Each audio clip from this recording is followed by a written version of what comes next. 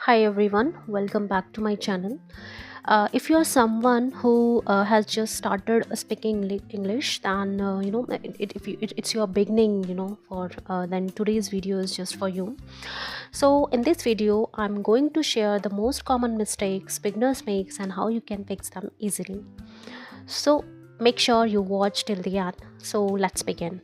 Number one, translating from your native language. सबसे बड़ी जो गलती हम करते हैं वो क्या करते हैं, हमें कोई सेंटेंस बोलना है। Okay, so one of the most common mistake is translating every sentence from Hindi to English और any other language into English word by word. अब अगर किसी को बोलना है कि मम्मी मुझे भूख लगी है, तो पहले वो अपने दिमाग में मतलब हम लोग क्या करते हैं, जैसे मैं भी करती थी, तो हम करते हैं यार, हम सोचते हैं अपने दिमाग में यार भूख लग रही है, इट मीन्स हंग्री। सोचना ही नहीं है कि भूख लगने को हंग्री बोलते हैं या बोलना है mummy I am feeling hungry. No, हमें ऐसे कुछ नहीं बोलना, हमें जस्ट बोलना है नेचुरल। हमें बस बोलना है जब हमें भूख लगेगी वी हैव टू से आई एम हंग्री। मैं थक गया हूँ, आई एम टायर्ड। मैं बहुत बिजी हूँ, आई एम बिजी। मैं रेडी हूँ, I am ready. Once you learn that pattern speaking became natural. Okay, so सोचना नहीं है कि मतलब माइंड में अपनी नेटिव लैंग्वेज में नहीं सोचना है। आप जरा सोच के देखिए इस चीज़ को। When we are speaking in our native language, currently I am, जैसे for example I am using Hindi. Okay, so when we use Hindi, so जब हम अपने फ्रेंड से बात करते हैं अपनी नेटिव लैंग्वेज में, तब क्या हम अपने माइंड में सोचते हैं, हम जैसे मुझे अपने फ्रेंड को बोलना है यार प्लीज़ वो बॉटल वहाँ पे रखी हुई है, प्लीज़ मुझे बॉटल दे दें। ठीक है, तो हम क्या सोचते हैं अपने दोस्त को ये बोल रहे हैं हिंदी में बॉटल है, बॉटल के अंदर पानी है, पानी को हम जल भी बोल सकते हैं। No, but when we are speaking in English, we are हम अपनी बहुत सारी खिचड़ी पकाते हैं अपने दिमाग में, यार अगर ये हो गया तो, हमने कुछ गलत बोल दिया तो। नहीं, ये सब चीज़ें नहीं सोचनी। आपके पास जितनी वोकेबलरी हैं आपके पास, आपको उन वोकेबलरी से स्टार्ट करना है। ऐसा नहीं सोचना है कि जिस दिन मेरे पास 100 वर्ड्स होंगे उस दिन मैं बोलना स्टार्ट करूँगा, जिस दिन मेरी ग्रामर एकदम बढ़िया हो जाएगी उस दिन मैं बोलना स्टार्ट करूँगी। अनदर मिस्टेक जो मैं ऑलरेडी अभी मैंने बोला, वेटिंग फॉर परफेक्ट ग्रामर। हम लोग क्या सोचते हैं, हम प्रेजेंट टेंस भी पढ़ लेंगे, प्रेजेंट परफेक्ट टेंस, ये टेस्ट टेंस, वो tense, future tense, continuous tense. जब हमें सारे टेंस आ जाएंगे ना, और सारे टेंस के चार चार जो फॉर्म हैं वो भी आ जाएंगे, उसके बाद हम स्पीकिंग करेंगे। No, so another mistakes the beginners make is waiting until the grammar is perfect before speaking. But the truth is grammar improve while speaking. Grammar बोलते बोलते इम्प्रूव होती है, उसके लिए वेट करने की ज़रूरत नहीं है। Not before speaking. If you want to be perfect you will never start. Okay, if you wait, like if you wait to be perfect, जिस दिन मैं परफेक्ट बन जाऊँगा उस दिन मैं बोलना स्टार्ट करूँगी। नहीं, जितना आपको आता है जब तक आप स्टार्ट नहीं करोगे तब तक आप परफेक्ट नहीं बनोगे। ओके, हर चीज़ का प्रैक्टिस मांगता है। फॉर एक एग्जाम्पल मैं आपको बताती हूँ।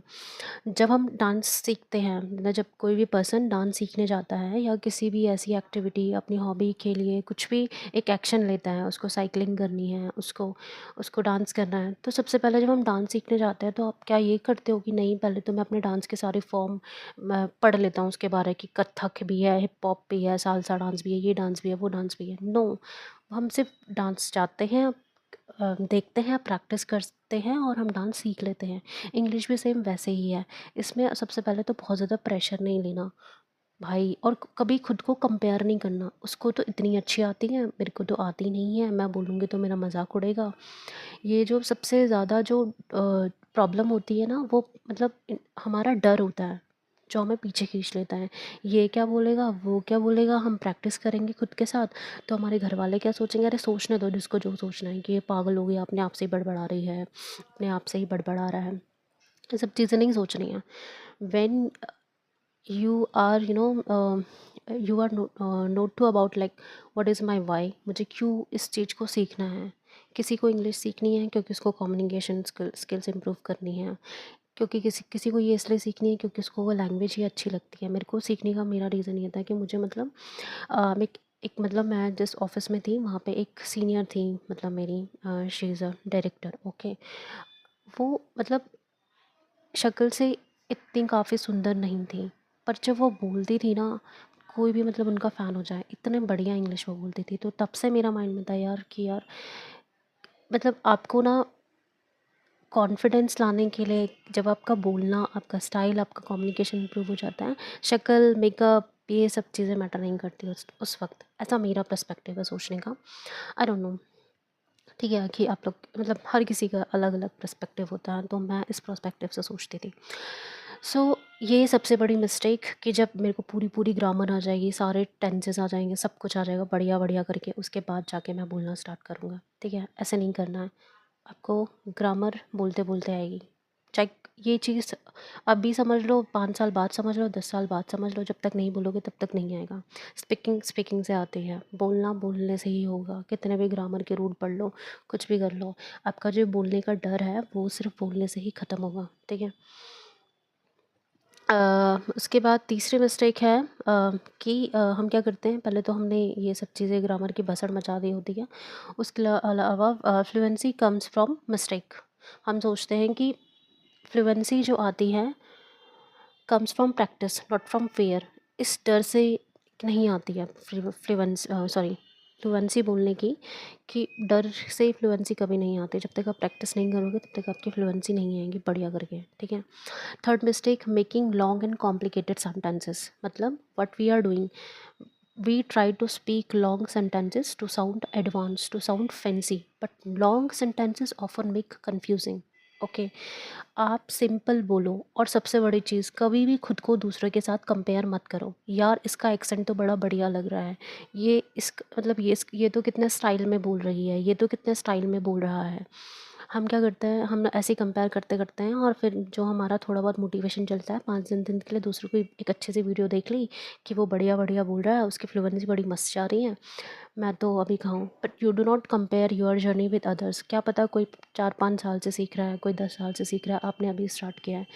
तो और ये सब चीज़ें दूसरा मजाक बनाएंगे, मॉक करेंगे, सब करते हैं।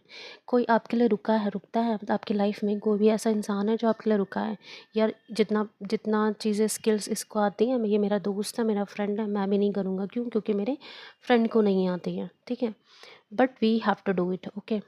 थर्ड मिस्टेक ये है, मिस्टेक ये होती है। उसके बाद सिंपल सेंटेंस बोलना है, कॉन्फिडेंस के साथ बोलना है। कोई कॉम्प्लिकेटेड करने की उसको कोई ज़रूरत नहीं, कोई कॉम्प्लिकेशन मचाने की ज़रूरत नहीं है। ठीक है। दूसरी चीज़, मिक्सिंग टेंसेस। टेंस को मिक्स कर देते हैं। I go to office yesterday, he he eat food last night. At, थोड़ी बहुत ग्रामर की नॉलेज होनी चाहिए, बट स्पीकिंग के लिए मैं अभी भी बोलूँगी, ग्रामर से स्पीकिंग नहीं आती, आपको बात बात करने जाएंगे। ठीक है। Now fifth mistake is wrong pronunciation. Pronunciation हमेशा वर्ड्स को सुनने से आती है। प्रोनाउंसिएशन हमेशा वर्ड्स को सुनोगे कि सामने वाला कैसे इसको करेक्ट बोल रहा है, या गूगल पे या कहीं पे भी डालोगे कि किसको कैसे प्रोनाउंस करता है, वो आपकी तब आएगी। Apart from this what I will do, देखो सबसे बड़ी चीज़ ये होती है, मैं क्या करती हूँ यहाँ पर, हमें अपनी चॉइस का पता होना चाहिए। जैसे किसी किसी को बुक रीडिंग करना अच्छा लगता है, तो वो अपनी हॉबी में उस चीज़ को डालें। बुक रीडिंग, मैंने बुक रीडिंग से ही मेरा, मुझे बुक रीडिंग करना पसंद है, और मेरी जितनी भी चीज़ें इम्प्रूवमेंट हुई हैं इस जर्नी में, मतलब इंग्लिश स्पीकिंग की जर्नी में, जितने भी सेंटेंस कंस्ट्रक्शन और सारी चीज़ें, वो मुझे बुक रीडिंग से मिली हैं। बट हर किसी के साथ ऐसा नहीं होता। मैंने बहुत सारी चीज़ें प्रैक्टिस करी, मैंने इंग्लिश सॉन्ग्स सुने, मूवीज़ देखने का ट्राई किया, बट मेरे को सबसे ज़्यादा जो हेल्प मिली वो किताबें पढ़ने से मिली। बट हर किसी का अलग अलग टेस्ट होता है, चॉइसेस होती हैं। किसी किसी को गाने सुनना पसंद होता है, तो जिसको गाने सुनने पसंद है उसको आप बोलोगी वो, मतलब हाँ बुक रीडिंग करो आप, ये सारी चीज़ें बहुत इंपॉर्टेंट है। बुक रीडिंग, लिसनिंग म्यूज़िक या वीडियोस देखो, इंग्लिश स्टोरीज देखो। और सबसे इम्पॉर्टेंट चीज़, बोनस टिप जो यहाँ पर मैं देना चाहूँगी, दैट इज़ कंसिस्टेंसी। एक स्टोरी के बिहाफ पे समझाती हूँ। दो फ्रेंड्स हैं, राहुल और रोहन। ठीक है। राहुल क्या करता है, वो सपोज़ कीजिए राहुल क्या करता है, वो बंदा इंग्लिश की प्रैक्टिस कर रहा है बढ़िया करके। वो एक दिन 4 घंटे प्रैक्टिस करता है, बहुत अच्छी, 4 से 5 घंटे में सब कुछ कर लिया। दूसरे दिन छोड़ देता है, तीसरे दिन छोड़ देता है, फिर दोबारा से वो करता है प्रैक्टिस। ठीक है। इसके बाद दूसरा जो है पर्सन, वो 10 मिनट करता है, राहुल, वो बट कंसिस्टेंसी के साथ करता है और वो परफेक्ट बन जाता है। तो कंसिस्टेंसी सबसे ज़्यादा इम्पॉर्टेंट होती है इसमें। ठीक है। और आप इंग्लिश के जो सॉन्ग्स सुनना स्टार्ट करें, मैं आपको एक इजी सॉन्ग शेयर करूँगी डिस्क्रिप्शन में, वो आप कीजिए। उससे वो एक स्लो सॉन्ग है। वो हिंदी का मतलब ईमा हेस्ट्रस एक सिंगर है जो एम एस धोनी की मूवी में सॉन्ग है कौन तुझे यूँ प्यार करेगा वाला, उसका इंग्लिश वर्जन है। उससे स्टार्ट कीजिए, आपको सॉन्ग में इंटरेस्ट आना स्टार्ट होगा। I hope you like this video.